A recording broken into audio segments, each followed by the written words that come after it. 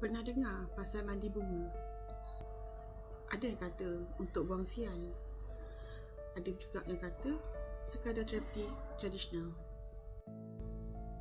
Dan tak kurang juga yang mandi bunga sebab nak naikkan seri. Tapi sebenarnya apa maksud mandi bunga dari sudut kesihatan, tradisi dan kepercayaan masyarakat? Dalam budaya Melayu dan Nusantara, mandi bunga dah diamalkan sejak beratus tahun dulu. Biasanya melibatkan campuran bunga harum seperti mawar, melo, kenanga dan limau. Ada yang dibuat sebelum majlis penting, selepas sakit atau suatu seorang rasa berat dan tak tenang. Dari sudut kesihatan pula, bau bunga dan air suam sememangnya boleh bantu badan jadi lebih rileks lah. Dan aromaterapi daripada bunga tertentu boleh kurangkan stres dan bantu mood jadi lebih tenang. Sebab tu ada spa moden yang masih gunakan konsep sampai hari ini.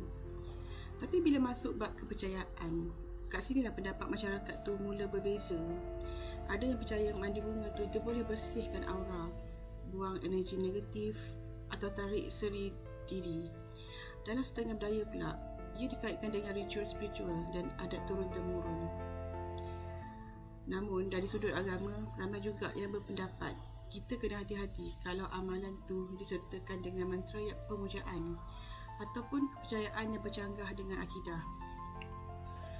Jadi untuk setengah orang, mandi bunga tu hanyalah tradisi dan terapi untuk rileks.